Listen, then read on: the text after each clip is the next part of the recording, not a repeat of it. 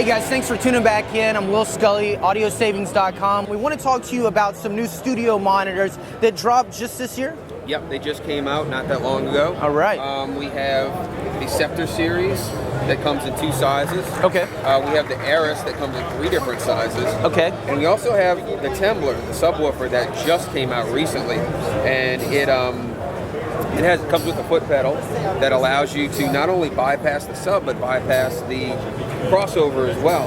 So you're listening to your mix, you've got the subwoofer kicked in, and you want to hear it without it. You just step on the foot pedal and you hear your monitors the way that they were intended to be heard without it. Cool, and that's exactly what Matt said. You hit that, you get rid of the crossover, you hit this pedal here, and there's no crawling behind the speaker and to get rid of a cross, rehooking up the whole system. So getting up here to the Eris, that's the little guys. Yeah. And this is funny. I can't wait to talk about this here because this is a touchy topic in studio applications. Yes. I know Equator was able to pull it off. I want to hear you guys take on it.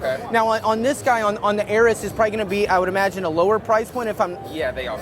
That's right. Lower price point, and then I would guess 5, 6, and 8s? Yeah, that's right. Okay. And we have the 4.5. I'm sorry, it's 4.5, 5, and 6.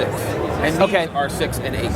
And then these are 6 and 8. So tell me, this technology is tough. This is it's not a horn. It's a coax.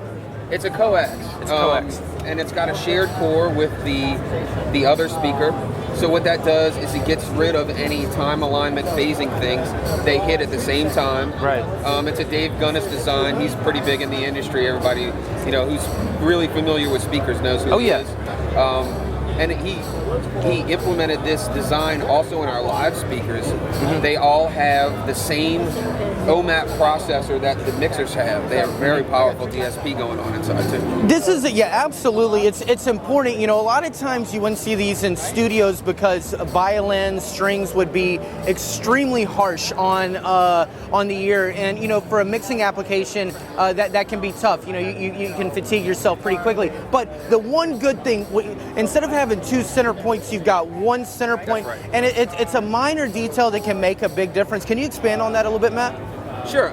So for instance, when you have a speaker, like you said, that has more of a full range here and then a tweeter up here. Sure. There's a time difference. So this hits your ear before this does. And, sure. When they have the shared core like this one does, everything is time aligned all the time. It hits your ears at the same time. It allows for a lot of clarity and detail that you don't normally get. Exactly, and that's if you're sitting down, standing up. These are important details. The brain is, you're sitting there picking out very, very specific frequencies, and the room and how you're standing makes a difference. Right. One other thing that you notice with these too, not only the clarity, but the range. When you're standing on this side of the speaker, all the way to this side of the speaker, it sounds the same. Right. Yeah. There's no sweet spot. There's no sweet spot. As much as we love the sweet spot, you don't have to worry about the sweet spot. This is good news. Matt, thank you so much. Just recap, we got the Eris, we got the Scepter. Which one was the sub? That's the Temblor. And the Tembler. Yeah, make sure to go and check these guys out online. You know where to go. It's AudioSavings.com. And let us cut you the best deal in town. Thanks for tuning in.